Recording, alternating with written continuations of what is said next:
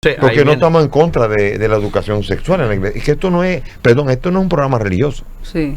Es un programa laico, Sí. completamente laico.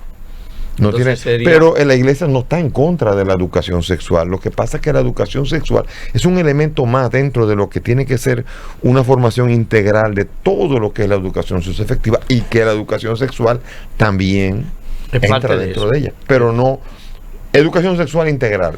Ese programa de educación sexual integral viene de otros países y sabemos lo que ha producido y sabemos lo que es y sabemos lo que deforma.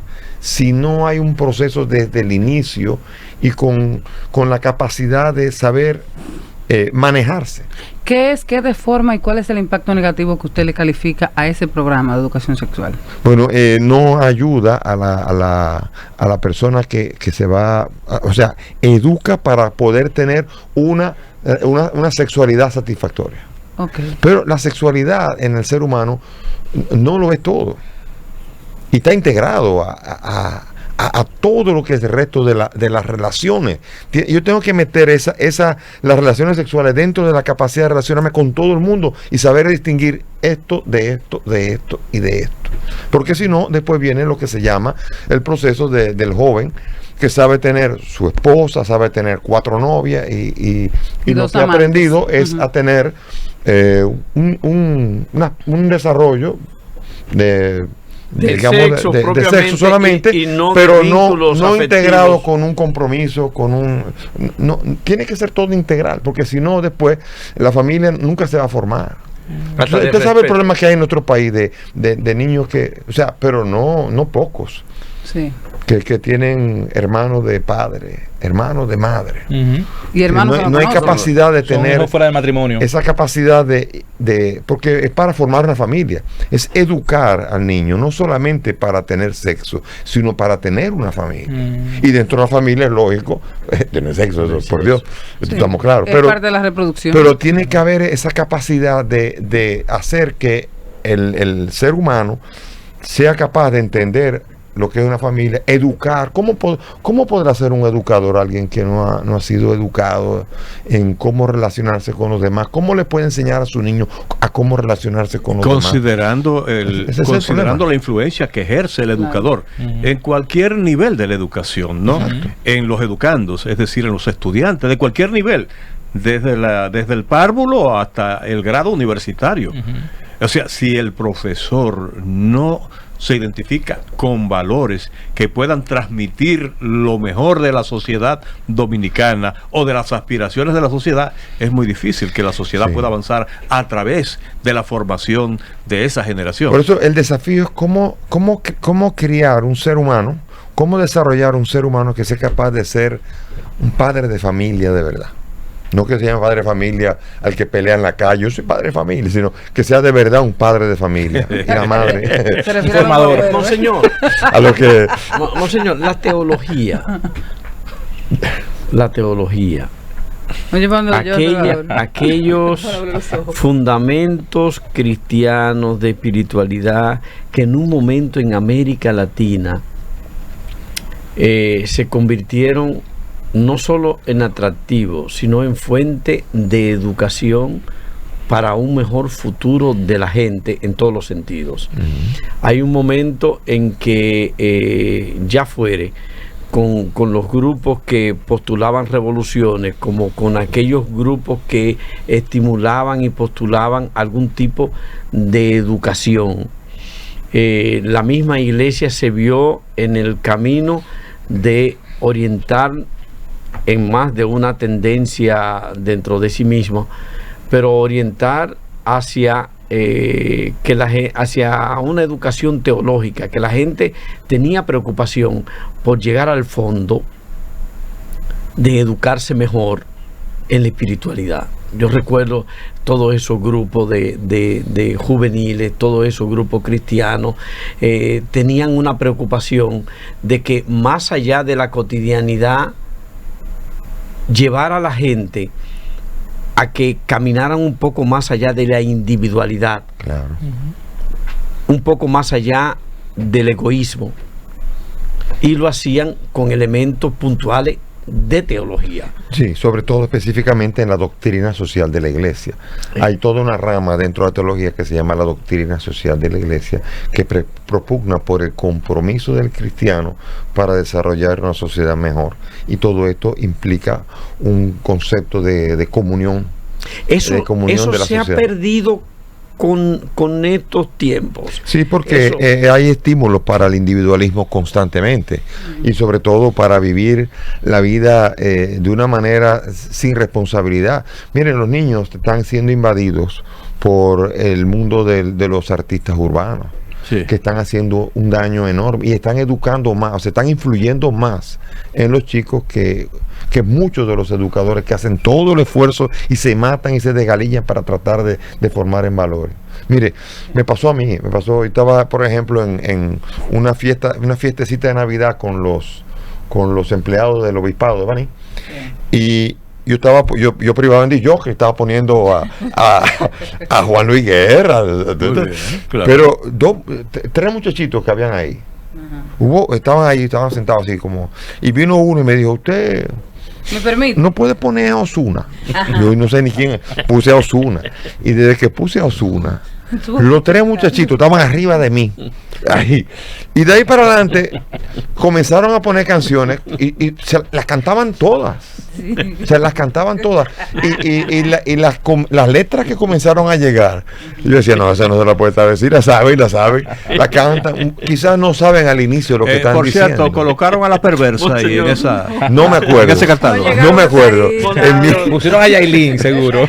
Yo tuve que agarrar y vamos a ver. Entonces las mamás de ellos dijeron, cambie, padre, cambie. Yo digo, porque sé que quieren esto, pero ¿de verdad que quieren esto? Sí. El niño ve al artista urbano con toda esa basura que muchas veces dice. Sí, algunos, a nivel de letras, sí, hay algunos que dicen una basura tal y los niños se la saben de memoria. Y saca el guineo, no sé qué. Usted se queda con la cosa.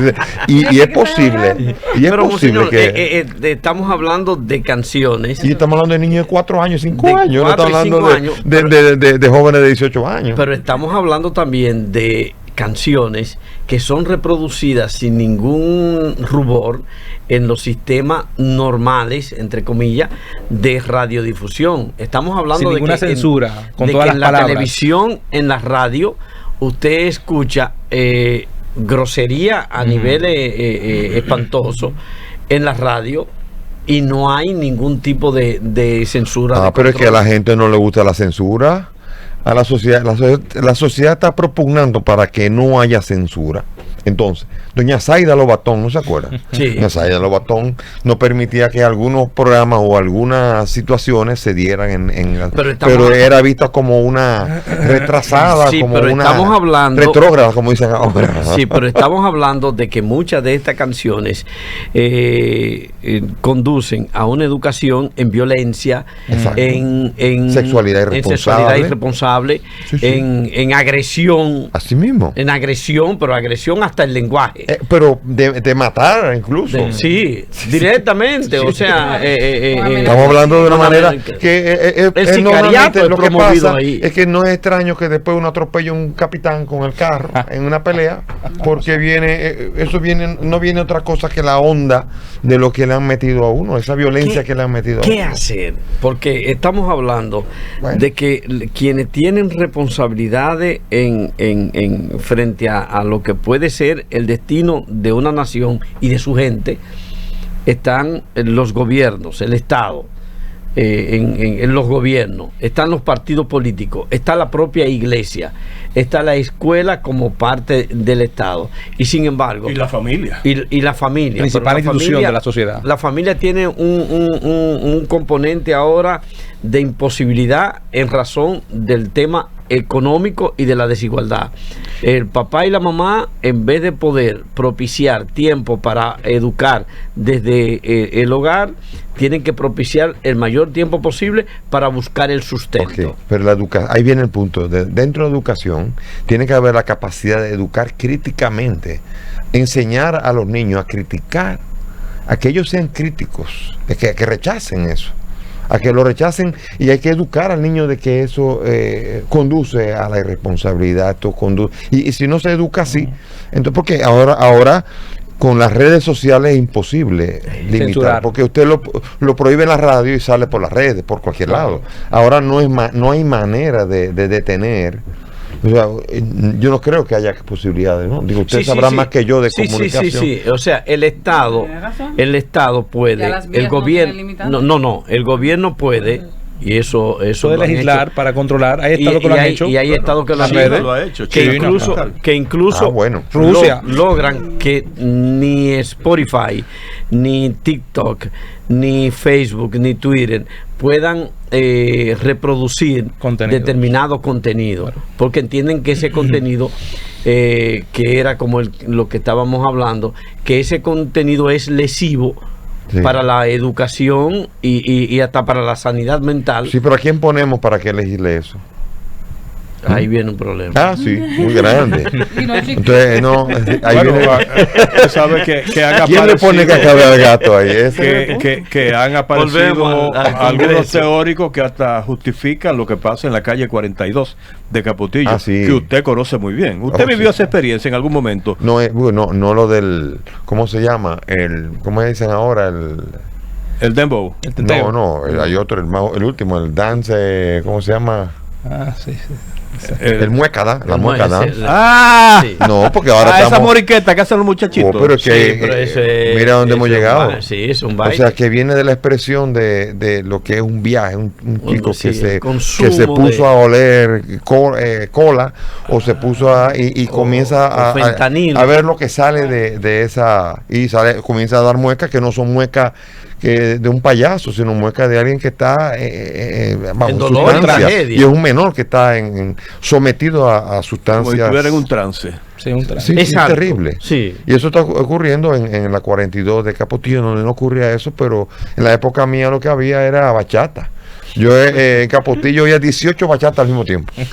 Yo quería oír una bachata, simplemente ubicaba el oído a ella, porque había 18, tienes que ubicar cuál es que quería oír. Sí, orejaba en una ventana. Aunque la bachata todavía es tierna frente a lo que se está escuchando ahora. Un poema, la bachata es un poema versus la música urbana, ¿no? Sí. Pero la música urbana es terrible, no existía ese tipo de expresiones, y mucho menos ahora las degeneraciones que han llegado hasta el día de hoy. ¿Qué hacemos? ¿Permitimos que las cosas fluyan? Porque parece que eso es parte de una coyuntura histórica o cultural que vive la sociedad, que vive el mundo, pero mientras tanto, ¿qué hacemos? Podemos desarrollar respuestas, estrategias, podemos identificar recursos para no enfrentar propiamente dicho, sino para crear alternativas para que los jóvenes en los barrios, usted me imagino que recordará el papel de los clubes deportivos y culturales, jugó un papel importante. Y siempre, ¿Qué hacemos? Siempre en los barrios han existido respuestas generadas por la propia comunidad. ¿Hay algo que usted identifica que pueda servir? ¿Qué hacemos? Bueno, vamos a decir, el problema es que detrás de cada una de esas expresiones hay negocios. Por ejemplo, en Baní ya son muchos los colmadones en los que hay piscinas con mujeres que comienzan a exhibir toda, y esto ha aparecido en las redes, todo esto, y esos son negocios. Y hay toda una industria alrededor de eso. Es difícil porque hay dinero detrás de todo esto, y tiene que haber la capacidad de legislar contra uno mismo. Por ejemplo, la banca le hace tanto daño al país, pero legislar contra la banca es difícil cuando tienen banca los que tienen que legislar. De 158 legisladores, por lo menos 98 no sé cuánto, pero cuando hay banca de por medio no hay quórum. Pero tal vez para legislar en contra de. Pero tal vez lo que haga más falta no es tanto inventar o crear nuevas normas, nuevas leyes, nuevas normativas, sino aplicar las que existen. Por ejemplo, a nivel municipal, estoy hablando de los gobiernos locales que existen en cada municipio, en cada comunidad del país, existe la ley de planificación urbana que establece, por ejemplo, que para cambiar el uso de una propiedad, puede ser un local, puede ser un espacio público cualquiera, se requiere una autorización previa del ayuntamiento. Es decir, el gobierno local tiene facultad y capacidad para determinar si eso que está ocurriendo ahí, eso incluye, por ejemplo, los locales donde operan las bancas, Sí. que para operar y cambiar el uso que se le está dando a ese local se requiere una autorización o simplemente una omisión. En este caso, lo que está ocurriendo fundamentalmente es que los ayuntamientos o las autoridades se están haciendo a la vista gorda y permiten que todas esas cosas sucedan, inclusive en contra de lo que manda la ley. Monseñor. Sí, viene el problema de la capacidad de tener una cultura de aplicar la ley, que no existe. Y lo que es aplicar la ley y el mantenimiento de las cosas, en eso no estamos nosotros. O sea, régimen de consecuencia. No, el mantenimiento incluso también, pero estoy hablando de mantenimiento. Una obra, ahí está la obra y a los pocos años ya está destruida porque el mantenimiento implica una inversión de sostenimiento de la obra para que la obra continúe igual. Las obras que comenzaron hace 30 años hoy día están desgastada completamente porque no hay lo que se llama la cultura del sostenimiento, el mantenimiento. Monseñor, por último, mire, estamos hablando de la iglesia buscando adaptarse a una modernidad o a una transformación del mundo que es continua, que no se detiene.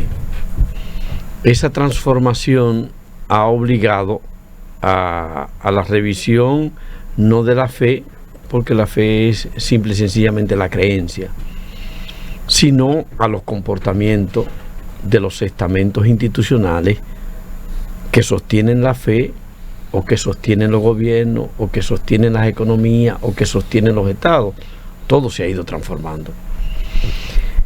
La iglesia tiene retos y ha tenido retos, la iglesia católica, que es la que en mayoría sirve como sombrilla para la mayoría de ciudadanos del mundo.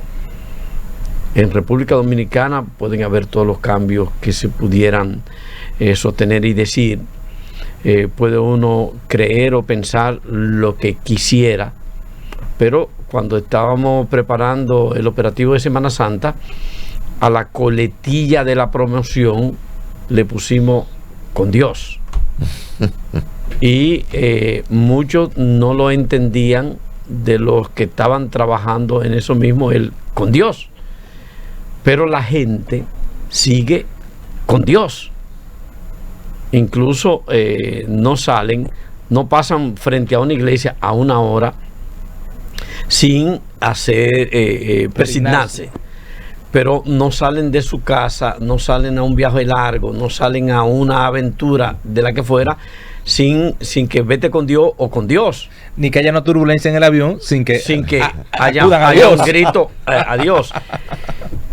En el país, en el mundo, estamos hablando del Papa Francisco, que ha tenido algunas turbulencias para poder tener su mandato como debe ser. Ha toreado situaciones y ha logrado transmitir incluso un mensaje renovador, muy renovador en muchas cosas. Ha sido muy valeroso que asumiera incluso una posición frente a la guerra de Ucrania y Rusia, que no es tan fácil. Cualquiera cree que pronunciarse es simple. Se ha visto el problema con los ucranianos y con los rusos. Porque no es tan simple. Usted, que fue investido de la condición de obispo en un mandato del Papa Francisco, y que a nivel local corriera de la mano de un símbolo, no solo un símbolo de la Iglesia Católica. O sea, yo soy de los que entiende que es un símbolo del poder, de la institucionalidad, de la historia en República Dominicana, el cardenal Nicolás de Jesús López Rodríguez. O sea, un símbolo en todo el sentido. Podrá, y a pesar de las diferencias con él, que mucha gente tiene y que tiene el derecho a tener, ocupaba un espacio que era importante dentro de la sociedad. Era un elemento esencial. Ahí va la pregunta. ¿No está haciendo falta en esta sociedad en todos los sentidos?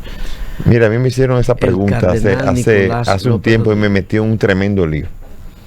Porque me preguntaron en un canal que si la iglesia en la participación de la mediación política, y yo dije que sí, que ciertamente en la mediación política había dejado de participar en el pacto eléctrico y en muchas otras de los pactos nacionales, sí ha estado ausente de ahí. Y de ahí un medio metió en primera plana que Massalle decía que no hay liderazgo en la iglesia. Después se regaron algunos obispos y se pusieron a opinar por su lado, y ese medio puso obispos se oponen a Massalle, y todo eso llegó al Vaticano y me calentaron con una cosa que no había dicho. Así que ciertamente ese es un lío, porque duele. La crítica a la iglesia no es tan fácil. Digo, yo puedo hacerla perfectamente, me la pueden hacer, pero la crítica a la iglesia trae consecuencias. Sí, pero ese lío de Huesolos que me trajo un lío grandísimo. Al día siguiente estaba anuncio ahí cuando yo hablé de lo de Huesolos. Sí. Así que no me metan a decir de la iglesia lo que le falta, porque si no me arman un tremendo lío. No, lo decíamos por lo siguiente. Porque a mí me están acechando para ver si me... Sí, pero monseñor, lo decíamos por lo siguiente. Momento antes de que usted llegara, justamente...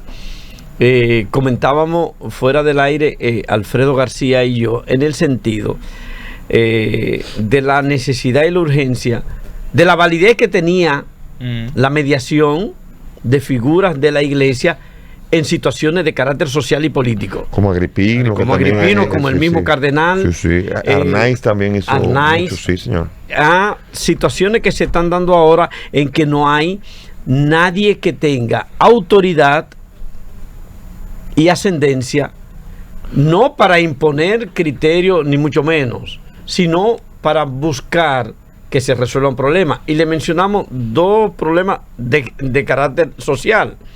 El metro está siendo afectado, tiene más de 5 o 7 días funcionando de manera irregular. Hay unos trabajadores que están pidiendo unas reivindicaciones, y hay una institución que actúa indiferente frente a eso, hasta donde uno ha visto. No ha habido una autoridad que pudiera decir, hey, vengan acá. No estamos diciendo, vamos a eximirnos de decir quién tiene la razón, sino simple y sencillamente mediar. La mediación es necesaria en los procesos sociales. Escúchense, propónganse y quizás logren algo. Está el caso de Comidor, de los trabajadores de la mina y la minería. Al final estaban perdiendo los trabajadores, perdiendo la mina y perdiendo el país. Exacto. Están varias situaciones. Por ejemplo, los mismos partidos políticos se enfrentaron y no se sabe cómo terminaron con el caso de la reserva. Allí hacía falta también la presencia. Sí, ciertamente. Entonces, pero el problema está en que el presidente de la conferencia, en medio de esa discusión que hubo, dictó una sentencia que dijo que los tiempos han cambiado y que los liderazgos como los del cardenal López Rodríguez no eran necesarios hoy día. Eso lo dijo el presidente de la conferencia. Pero que todas estas situaciones evidencian... La sociedad siente ese vacío. Me imagino que es lo que Salvador quiere, ¿verdad? Como puntualizarle. La sociedad siente ese vacío. Nosotros somos parte de la sociedad, somos comunicadores. Y aquí, en varios comentarios de cualquiera de los compañeros, resaltamos eso. Pero ven acá, ¿y dónde están los líderes de la iglesia? O sea, ¿qué está pasando? Que no han tomado la iniciativa de ser parte de los problemas sociales. Yo estoy de acuerdísimo con eso, que debería estar más presente. Porque, por ejemplo, aquí hay una epidemia de accidentes de tránsito. Me estoy calentando con eso. Sí, aquí hay una epidemia de accidentes de tránsito que sobrepasa a las autoridades. Sí. Hay una ley y de violaciones también. Y de violaciones. Los accidentes vienen por la violación de las leyes de tránsito. Sí. Entonces, eso es una epidemia que requeriría algún tipo de autoridad que pueda decir, señores, vamos, aunque sea para educar, vamos a ver si nos sometemos a la ley para reducir ese nivel de cantidad de accidentes. Pero están sucediendo también muchas situaciones de violencia en las escuelas. Es otra situación. Claro. Pero muchos suicidios. Hay 1000 y pico de desaparecidos en el país y no hay un organismo que se ocupe de eso. Exacto. Entonces, estamos hablando... También he hecho referencia a eso yo en las redes. La preocupación. Sí, entonces, pero estamos hablando de situaciones distintas que requieren, que piden, que claman de alguna manera aunque sea por las voces autorizadas, y la iglesia es una de ellas, no importa la circunstancia que se le quiera y los juicios que se pueda tener sobre ella. Y en otro momento, un vozarrón del cardenal Nicolás de Jesús López Rodríguez hacía que todo funcionara, que todo funcionara, o cuando menos, por lo menos despertaba a la gente. Despertaba. En unas situaciones como las que se han dado entre los partidos políticos, también con Monseñor Agripino era un maestro en eso. Entonces, tenía ese arte de poder estar entre dos y ponerlo a hablar. Sí, lo hacía bastante. No digo bien. Que salían igualitos, pero salían ya con algún pacto hecho. Entonces, eso era un arte. Tenemos retrasos incluso en pactos. Hay pactos que se han firmado y no se han ejecutado, y lo confiesan los propios firmantes. Tenemos una situación con el 4% de la educación. O sea, estamos hablando, podemos pasarnos. Sí. Hay un problema de degradación de los servicios públicos. Así es. Y sin embargo, solo la voz de alerta de la iglesia, que tiene una ascendencia sin lugar a duda, que hace. Y esperemos que no la pierda Fuerza de Silencio, porque con Fuerza de Silencio ya después uno dice, pero habla. Así que ojalá que con el paso del tiempo no la perdamos. Abonando lo que dice Salvador, la iglesia tiene una ascendencia tan fuerte que cuando se miden, las dos instituciones que más se respetan son las universidades y las iglesias. De manera que la voz de la iglesia es un contrapeso que hace falta, no solamente para llamar la atención en el momento oportuno, cuando la cosa se esté desorganizando, sino también para orientar. Monseñor, ¿qué llamado usted le haría a la nación para nosotros cerrar el programa de hoy? Bueno, yo creo que hace falta despertar el espíritu de nación, porque es que si no nos tiene que doler la patria. Yo creo que cualquier persona que toma lo que no es suyo, cualquier persona que hace lo indebido, le está haciendo daño a la patria. Y tenemos una incapacidad de respetar la patria. Ese concepto de que faltar a las normas es faltar a la patria, dañarla, es empobrecerla. Entonces, esa noción es importante. Y nosotros hemos dejado incluso las fiestas, que son esenciales. ¿Cuál es el secreto de la iglesia para que se mantenga a lo largo de los siglos? Dinero. La convocatoria, la reunión. Es la fiesta. La celebración. La celebración, sí.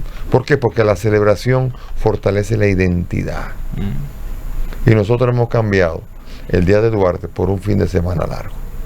Y después no vamos a respetar ni el fin de semana ni a Duarte. Bueno, en mi memoria retumba, tráigame la Virgen, póngame en la mesa, que el Padre la espera mañana en la iglesia. Gracias a Monseñor Víctor Masalles por este diálogo tan productivo. Y tiene que comprometerse con nosotros a que va a estar con gusto a regresar, pero con mango, por favor. Bueno, con mango. Nosotros vamos ahora en la Super 7 al cambio comercial, luego de lo cual continuamos. Ahora sí. Así es. Bueno, ahora sí.